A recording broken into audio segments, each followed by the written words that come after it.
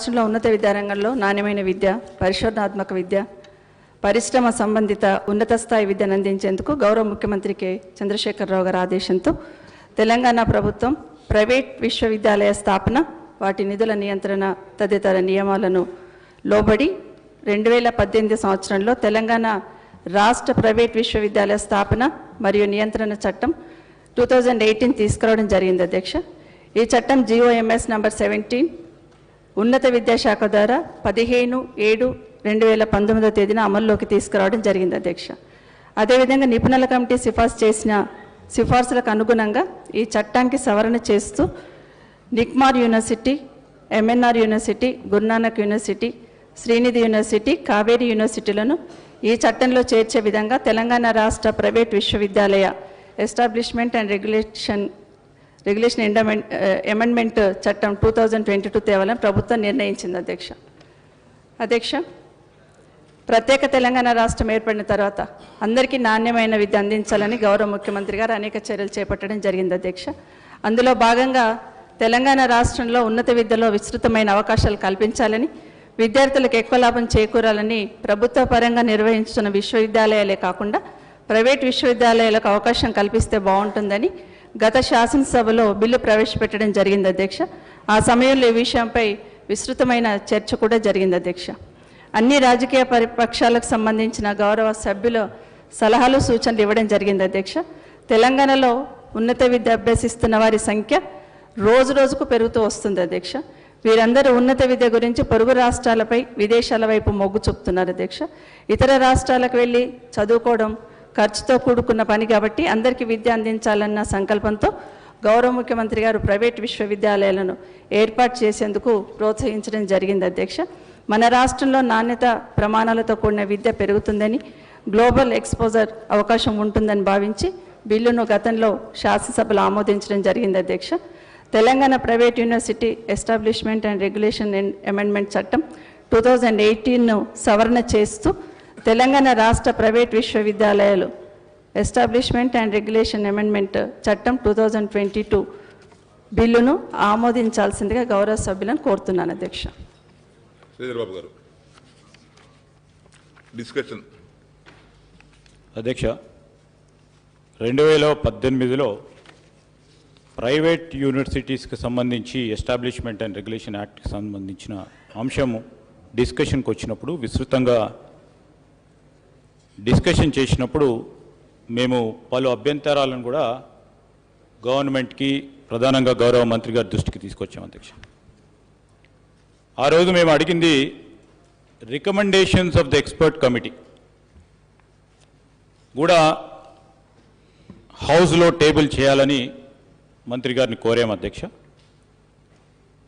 దానికి సంబంధించి కూడా మరి గౌరవ మంత్రి గారు మరొకసారి కోరుతా ఉన్నాం, ఎవరెవరు యూనివర్సిటీస్ గురించి అప్లై చేశారు, ఎవరికి ఎక్స్పర్ట్ కమిటీ రికమెండ్ చేసింది, ఏ ప్రతిపాదనలు తీసుకొని ఆ సంస్థలకు ప్రైవేట్ యూనివర్సిటీ ఎస్టాబ్లిష్ చేయడానికి అనుమతులు ఇచ్చారో తెలియజేయాలని వారిని కోరాం అధ్యక్ష. మరొకసారి మేము కోరుతా ఉన్నాం. రెండవది అధ్యక్ష, ఆనాడు కూడా మేము ప్రస్తావనకు తీసుకొచ్చాం, ఈనాటి వరకు కూడా ప్రైవేట్ యూనివర్సిటీస్ వస్తే పబ్లిక్ యూనివర్సిటీస్, ప్రధానంగా గవర్నమెంట్ నడపబడే యూనివర్సిటీస్ నిర్వీర్యం అయిపోతాయి, ఆ ప్రమాదం ఉంది.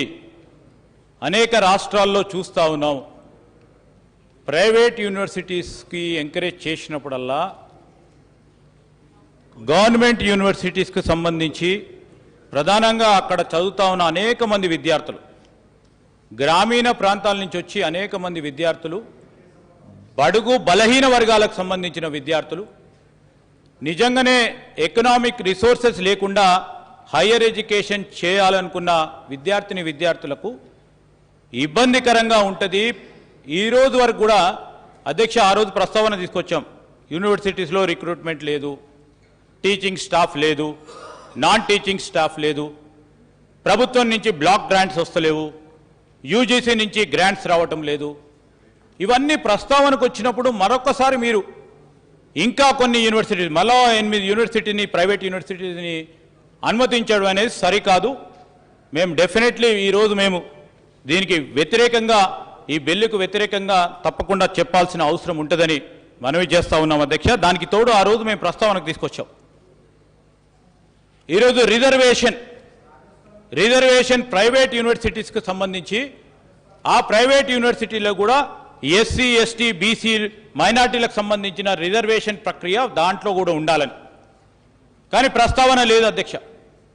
ఈరోజు వారికి సంబంధించి రిజర్వేషన్కు సంబంధించి అంశం వచ్చినప్పుడు ప్రైవేట్ యూనివర్సిటీస్ ఇష్టారాజ్యంగా అడ్డగోలుగా, అంటే వారు స్థాపన చేసినప్పుడే ఒక మోటివ్, వారికి కమర్షియల్ మోటివ్ ఉంటుంది కనుక, ఈరోజు సోషల్ ఆబ్జెక్టివ్ తక్కువ ఉంటుంది కనుక ఈరోజు ఆ అంశాన్ని కూడా దృష్టిలో పెట్టుకొని రిజర్వేషన్ అనే అంశాన్ని కూడా పరిగణనలోకి తీసుకోవాలని నేను గౌరవ మంత్రి గారికి తెలియజేస్తూ మరొకసారి కూడా ఈ ప్రైవేట్ యూనివర్సిటీస్ ఈరోజు ఈ అమెండ్మెంట్కు సంబంధించి మీరు ఈ అమెండ్మెంట్ తీసుకొచ్చినప్పుడు మేము తప్పకుండా ఈ ప్రస్తావన తీసుకోవాల్సిన అవసరం ఉంటుంది. మీరు ఏదైతే రూల్స్ను సస్పెండ్ చేసి మరి ప్రైవేట్ యూనివర్సిటీకి సంబంధించి అత్యవసరంగా ఈ 8 యూనివర్సిటీస్కి అనుమతించాలని శాసనసభలో పెట్టారో ఈ 2-3 అంశాలు ప్రధానంగా దీనిలో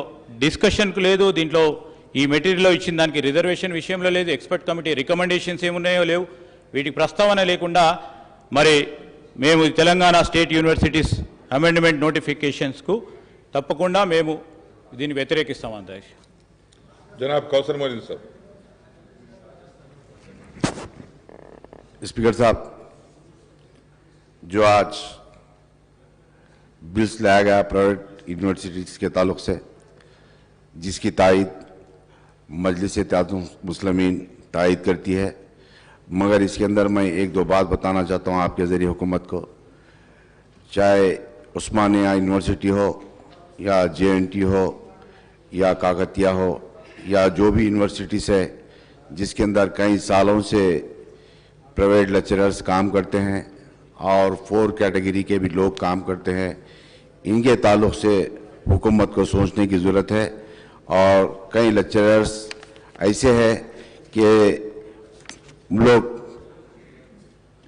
कॉन्ट्रैक्ट बेसिस पे करते हुए गेस्ट लेक्चरर्स की हैसियत से काम करते हुए कई लोग गुजर चुके हैं और इनके ताल्लुक से हुकूमत को सोचने की ज़रूरत है. फिर एक मरतबा इस बिल की तायद करते हैं. मिनिस्टर गारू.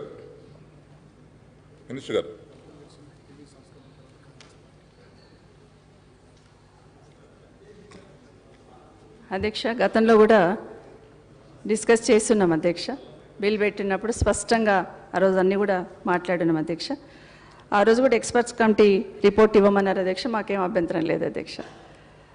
అధ్యక్ష, మనందరికీ తెలుసు, ఇప్పుడు కాదు అధ్యక్ష, 1953లోనే భారతదేశంలో ప్రభుత్వంతో పాటు ప్రైవేట్ యూనివర్సిటీస్ కూడా అవకాశం ఇవ్వాలనేది 53వ సంవత్సరంలో నిర్ణయించిన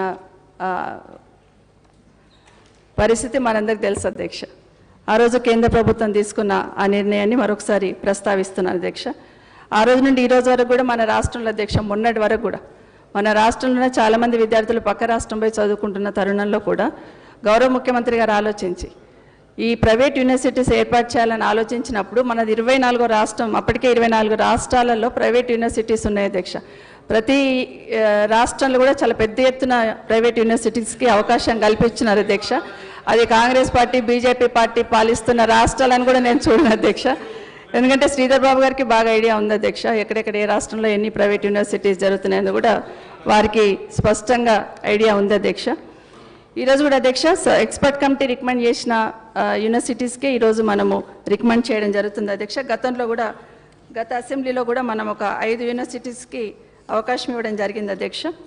ఎక్స్పర్ట్ కమిటీ రికమెండ్ చేసిన యూనివర్సిటీస్ ఒకటి మహేంద్ర యూనివర్సిటీ, ఒకటి ఓక్సన్ university, Mallareddy university, Anurag university and SR university అని ఇవ్వడం జరిగింది అధ్యక్ష. ఆ రోజు ఎక్స్పర్ట్ కమిటీ రికమెండ్ చేసిన ఆ కమిటీ రికమెండ్ చేసింది ఈరోజు ఈ 5 యూనివర్సిటీస్ కూడా రికమెండ్ చేయడం జరిగింది అధ్యక్ష. దాంట్లో వాళ్ళు ఇష్టారాజ్యంగా ఉండకుండా ఉండేటట్టు అధ్యక్ష ప్రభుత్వ నియంత్రణ ఉండాలనేది ఖచ్చితంగా నిబంధన పెట్టడం జరిగింది అధ్యక్ష. ప్రభుత్వం ఏదైతే రికమెండ్ చేస్తుందో దానికి వాళ్ళు యాక్సెప్ట్ చేస్తామని వాళ్ళు ఒక సమ్మతిని కూడా తెలియజేయాలని నిబంధన పెట్టడం జరిగింది అధ్యక్ష. ఆ విధంగా ఇవ్వడం జరిగింది అధ్యక్ష. తర్వాత ఈ కొత్తగా ఏర్పడ్డ యూనివర్సిటీస్లలో 25% ప్రత్యేకంగా మన తెలంగాణ రాష్ట్రానికి సంబంధించిన విద్యార్థులకే కేటాయించాలని కూడా ఒక నిబంధన పెట్టడం జరిగింది అధ్యక్ష. ఒకవేళ నిజంగా 25% నిబంధన వర్తించడంకుండా స్టూడెంట్స్ రాలేకపోతారు అనుకుంటే దాంట్లో కొంత వెసులుబాటు కూడా కల్పించాం అధ్యక్ష. 2 సంవత్సరాలు వాళ్ళ తల్లిదండ్రులు మన తెలంగాణలో ఎక్కడైనా పనిచేసినా వాళ్ళని తెలంగాణ బిడ్డలుగా గుర్తిస్తూ కూడా ఆ నిబంధన కొంత వెసులుబాటు కూడా కల్పించడం జరిగింది అధ్యక్ష. ఈరోజు ప్రైవేట్ యూనివర్సిటీస్ వస్తే మన ప్రభుత్వ యూనివర్సిటీస్కి ఏదో నిర్వీర్యం చేస్తారనే వాదన కరెక్ట్ కాదు అధ్యక్ష. ఎందుకంటే ఇప్పుడు ఇందులో మన రిక్రూట్మెంట్ బోర్డుకు సంబంధించిన డిస్కషన్ కూడా ఉంది అధ్యక్ష. దానికి సంబంధించిన యూనివర్సిటీలో సంబంధించిన వేకెన్సీస్ కావచ్చు అవన్నీ ఫిలప్ చేయడం కానీ, యూనివర్సిటీకి సంబంధించిన గ్రాంట్ కానీ అవన్నీ కూడా ప్రభుత్వం మంజూరు ఇవ్వడం జరుగుతుంది అధ్యక్ష. వాటిని ఎక్కడ కూడా నిర్వీర్యం చేయకుండా వాటిని బలోపేతం చేస్తూనే ప్రైవేట్ యూనివర్సిటీస్ కూడా అవకాశం కల్పించాలనే ఆలోచన రాష్ట్ర ప్రభుత్వం చేస్తుంది. దయచేసి గౌరవ సభ్యులందరూ కూడా దీన్ని పరిశీలించున్నారు కాబట్టి దయచేసి యాక్సెప్ట్ చేయమని మీ ద్వారా గౌరవ సభ్యులందరినీ కోరుతా ఉన్నాను అధ్యక్ష. Reply by Minister is over. The question is that the Telangana State Private Universities Establishment and Regulation Amendment Bill 2022 be taken into consideration. Those who are for the motion, please say yes.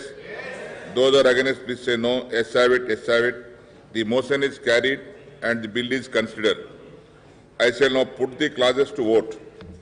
There are no amendments to Clause 2, Clause 1, enacting formula and long title, and they are before the House. The question is that those who are for the Clauses 2, Clause 1, enacting formula and long title, please say yes.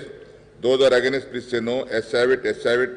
Clause 2, Clause 1, enacting formula and long title do stand part of the bill. Now, I shall now request the Minister for Education to move the motion for passing the bill.